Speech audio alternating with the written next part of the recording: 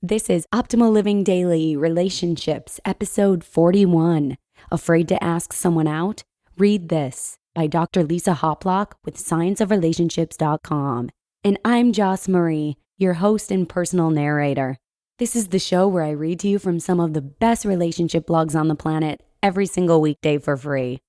Today I have a post from a guest author with scienceofrelationships.com. And it's actually the first time we've ever read any content from Dr. Lisa Hoplock, so we're super eager to share it with you. Her article is all about the science behind asking people out and the hesitations that all too often arise in the heat of the moment. If you're someone who may be struggling with asking that special someone out on a date, join our Facebook group to get support from others who may be going through the same exact thing that you are. Just search for Optimal Living Daily Podcasts. And with that, let's hear today's post as we start optimizing your life. Afraid to ask someone out? Read this by Dr. Lisa Hoplock with scienceofrelationships.com. Bob is interested in dating Anne and thinks that they could really click, but he is unsure whether Anne feels the same way. As a result, Bob is afraid to make a move on Anne because he doesn't want to be rejected. So, Bob plays it cool, thinking that his interest is obvious to Anne, and waits to see if Anne will ask him out. Anne, who is interested in Bob, is also worried about being rejected, and so she also plays it cool and waits to see if Bob will ask her out. They are both holding back because they each fear rejection, but because neither of them makes a move, they both assume each is disinterested in the other. They also both think their worries about rejection and interest in dating are obvious. Alas, Bob and Anne never end up dating because they both waited for the other to make the first move, and when the move didn't happen, they assumed the other was disinterested. You may have experienced versions of this scenario in your own life, or seen it played out on TV or in movies.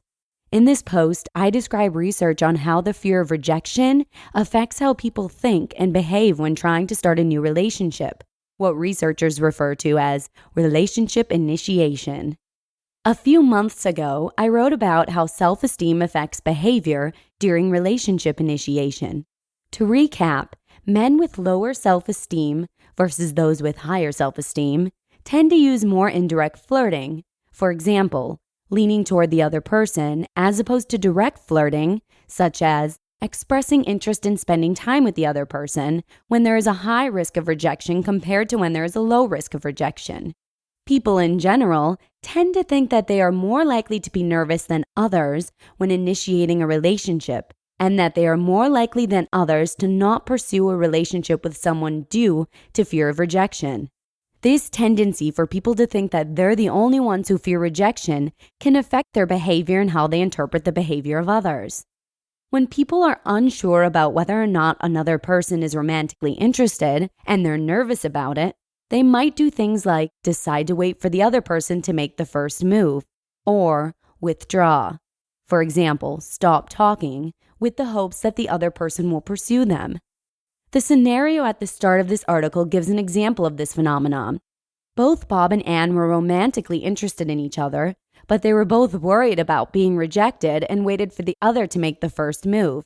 Neither Bob nor Anne ended up initiating, and so a romantic relationship between them never formed. Part of what happened was that they failed to consider the fact that the other person could be nervous too. Bob did not talk because he wanted to see if Anne would talk, but he interpreted Anne not talking as meaning that she was not interested in him. People give alternate explanations for their own behavior versus the behavior of others. Consider another example, from Bob's perspective. If he asks Anne what she's doing next weekend, then he feels like he's conveying his romantic interest in a direct manner. But if she asks him what he's doing next weekend, then to him that could mean anything and doesn't necessarily mean that she's romantically interested in him. In other words, Bob is giving different explanations for his own behavior in comparison to Anne's behavior, even though Anne's behaving in the same exact way as him. Another part of what's happening in the scenario that started this article is the people who are worried about being rejected, like people with lower self-esteem who are anxiously attached, or even people who are just reminded of a time that they were rejected. tend to think that their flirting is more obvious than it really is, and that other people will take their nervousness about being rejected into account when interpreting their behavior. In one series of studies, researchers compared participants' true romantic feelings with how much interest participants thought they had conveyed and with how much interest they actually conveyed. Guess what they found? None of the ratings matched up for people who were worried about being rejected. For example, the researchers asked Bob how interested he was in Anne and how much he thought he made his interest obvious to Anne. And they asked Anne how interested Bob was in her. It turns out that when Bob was very interested and very worried about rejection, he thought that Anne knew that he was at least somewhat interested, but in reality, Anne thought that Bob was not interested. When Bob was less interested in Anne, or less worried about rejection, then he was more accurate in rating how much interest he had conveyed. This research provides insight into why some people continue to be lonely. They think that they are expressing more interest in others than they really are, that their nervousness is more obvious than it really is, and that others will take their nerves into account when, in reality, others interpret their behavior as indicating disinterest. Furthermore, people fail to consider the fact that the person with whom they're interacting might also be worried about rejection and that the other person might also be holding back. So the next time you find yourself talking to someone you're interested in and you are worried about being rejected, remember that your interest might not be very obvious and that the other person might be worried about rejection too. You just listened to the post titled, "Afraid to Ask Someone Out? Read This," by Dr. Lisa Hoplock with scienceofrelationships.com. Dr. Lisa Hoplock spends time researching how personality traits like self-esteem and attachment influence interpersonal processes, such as relationship initiation and marriage proposals. Call me old-fashioned, but I was always a girl who enjoyed being courted by a man back in my dating years. So while I would give off clear signs of interest, I did prefer for them to initiate the steps in the dating process. So I guess I or anyone else who enjoys being courted will never know how many dates they possibly missed out on because we just prefer not to make and initiate the next steps in the dating process.